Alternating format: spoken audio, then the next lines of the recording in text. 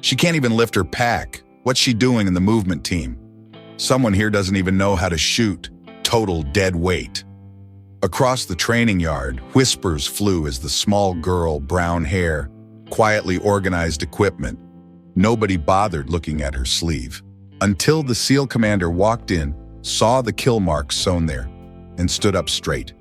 Tess Rourke, 34 years old, petite build, brown shoulder-length hair, wearing faded military gear, no unit patches, quietly organizing ammunition and equipment. She'd been assigned to joint training exercises for logistics support, but nobody took her seriously. Just another body filling a roster requirement, someone to handle the grunt work while the real operators did the important stuff. The morning briefing hadn't even started, and the comments were already flying. "Which team is she on? Not the women's auxiliary, right?" laughed a Marine corporal, adjusting his gear with exaggerated confidence. "More like carrying around a walking sandbag," muttered another, loud enough for others to hear, but quiet enough to maintain plausible deniability. Tess continued checking inventory sheets, her movements methodical and precise. She counted rounds, verified equipment serial numbers, cross-referenced supply lists, every action deliberate, professional, efficient.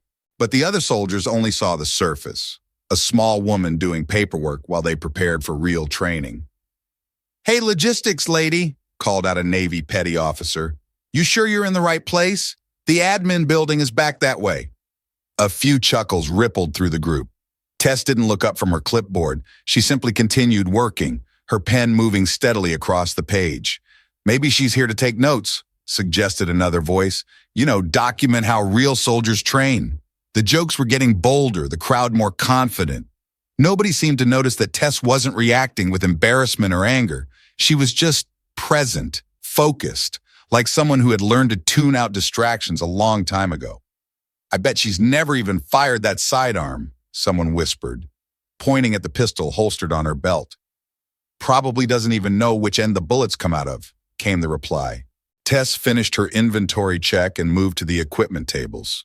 She began organizing gear bags, checking straps, ensuring everything was properly secured. Her hands moved with practiced efficiency, but the watching soldiers interpreted her silence as timidity. "Dead weight," one of them said, just loud enough to be heard. "That's what she is. Dead weight we have to carry." The phrase caught on. Murmurs of agreement, knowing looks, the kind of casual cruelty that develops when a group decides someone doesn't belong.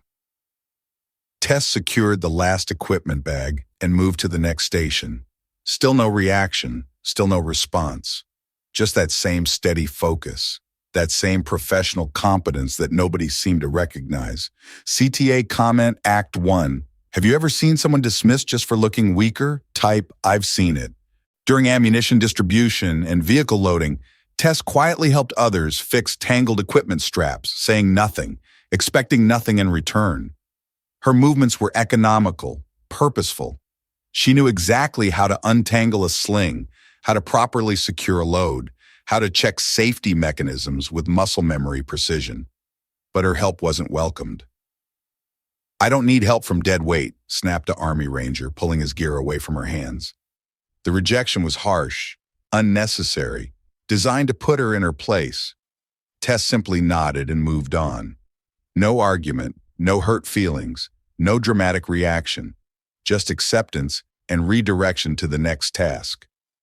As she turned away, a Navy SEAL lieutenant caught sight of something on her right sleeve. 5 small symbols, hand-sewn with red thread, striped tiger emblems, the unofficial marker of shadow recon units. The lieutenant had seen those symbols before, not in training manuals or official documentation, but in classified briefings, in reports that never made it to general circulation, in stories that were told in whispers, if they were told at all.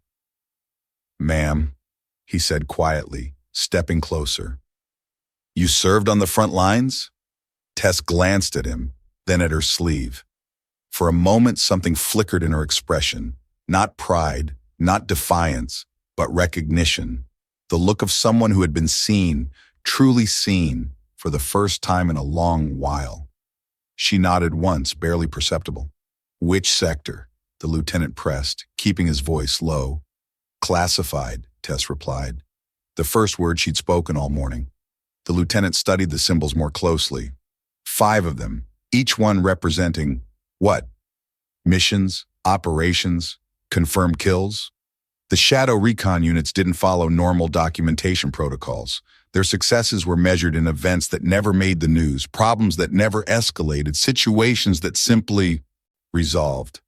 How long, he asked. Long enough, Tess said. Around them, the other soldiers continued their preparations, oblivious to the quiet conversation taking place.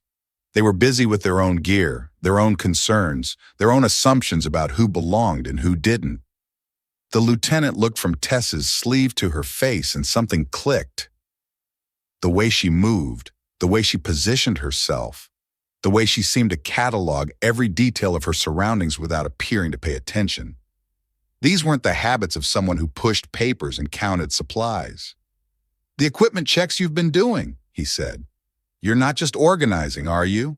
Tess met his eyes. Everything needs to work perfectly. Every time, no exceptions. Because lives depend on it. Because lives always depend on it. The lieutenant nodded slowly.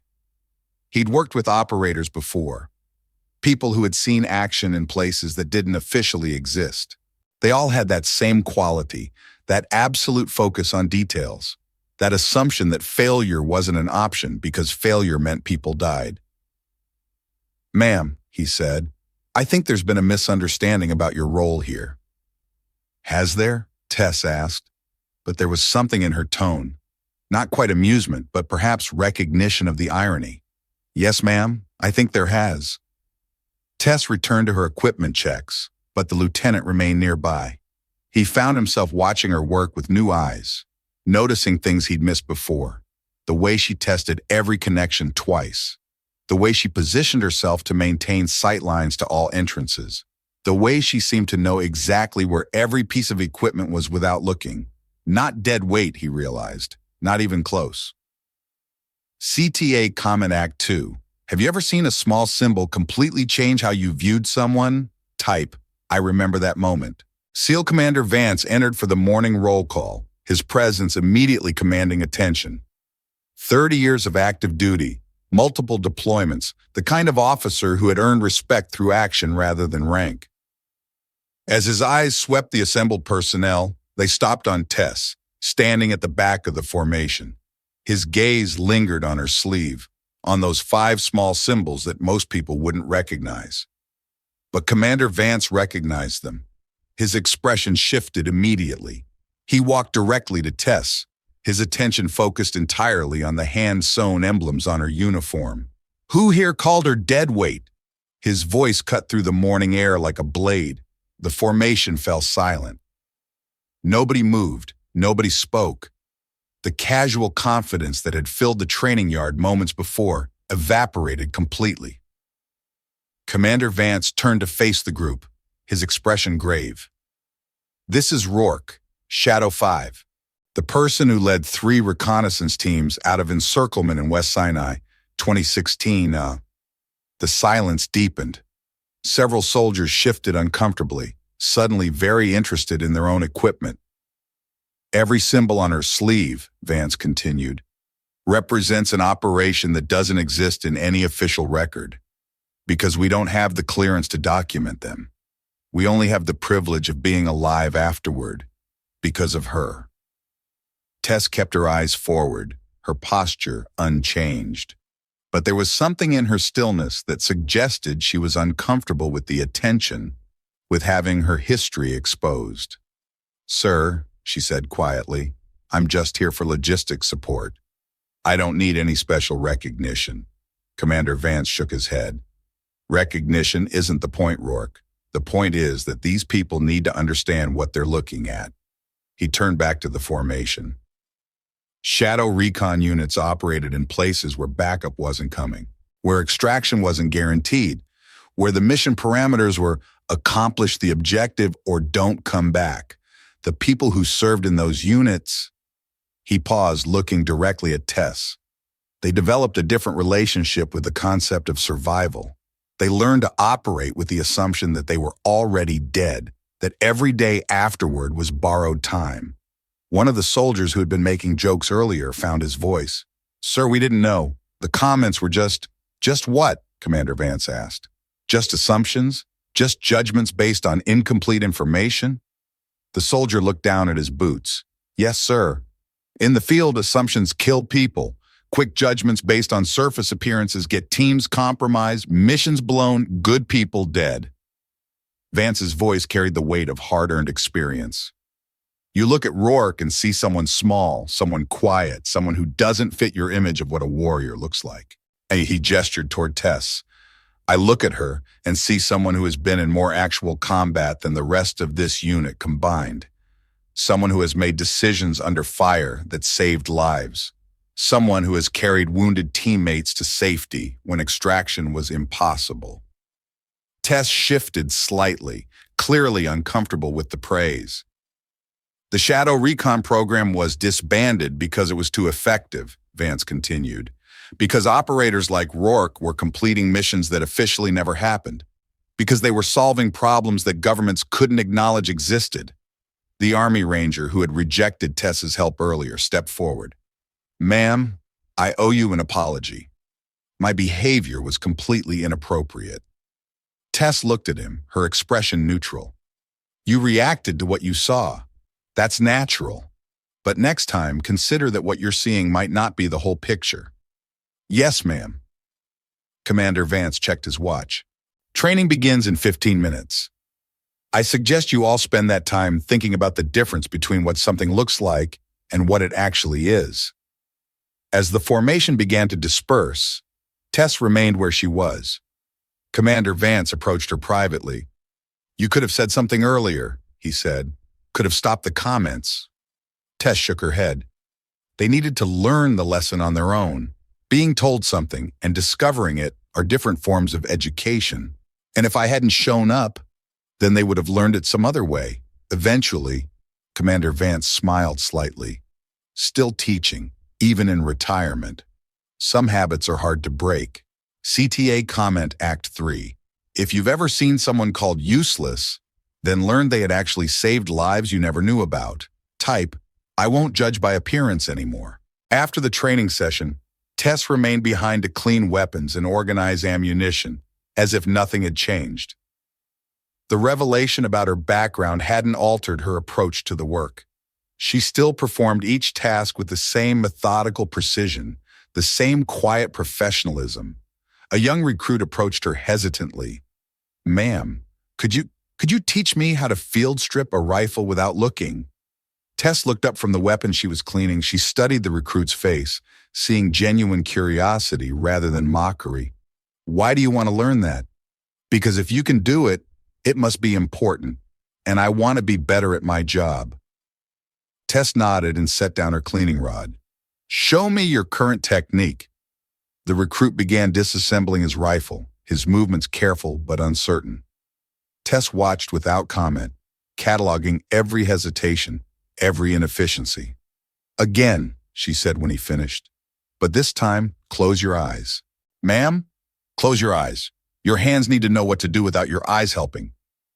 The recruit tried again, fumbling in the darkness behind his closed eyelids. Tess guided his hands, showing him how to feel for the proper connection points, how to recognize the correct resistance, how to trust his sense of touch. "In the field," she said quietly, "you might not have good light. You might be working in smoke or dust or complete darkness. Your equipment needs to be an extension of your body, not something you have to think about." "Yes, ma'am." They worked together for 20 minutes, the recruit gradually becoming more confident with the blind disassembly. Other soldiers began to notice, drawn by curiosity about what the quiet woman was teaching. "Ma'am," another voice called out, "could you show us that technique too?" Tess looked around at the growing group of interested faces. These were the same people who had been calling her deadweight an hour earlier. Now they were asking for her help, recognizing her expertise. "Form a circle," she said. "Everyone gets a turn." For the next hour, Tess ran an impromptu training session, teaching skills that weren't in any official manual. Techniques learned through necessity, refined through survival, passed down through experience.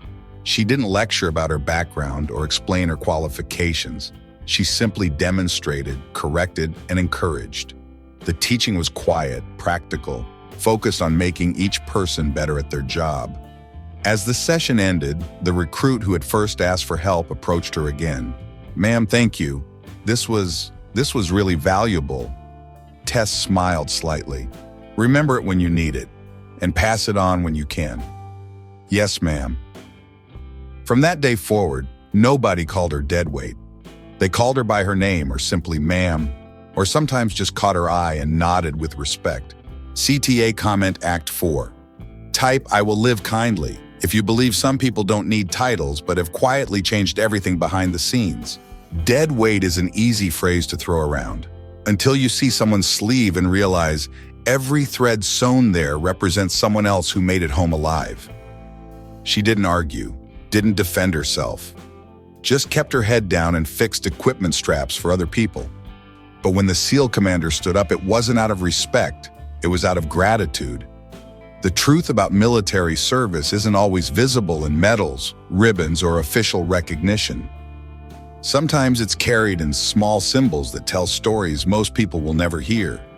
Sometimes the most valuable people are the ones who look the least impressive. Tess Rourke spent years being invisible by design, operating in shadows, solving problems that couldn't be officially acknowledged. Now she chooses to be helpful in a different way, not as a ghost in the field, but as a teacher, a mentor, a reminder that strength comes in many forms. The lesson isn't about respecting veterans, though that's important. It's about recognizing that everyone carries hidden capabilities, invisible experiences, untold stories. The quiet person organizing equipment might be the most dangerous person in the room, or the most valuable, or both. Before you dismiss someone as deadweight, remember, the most important contributions are often the ones nobody sees.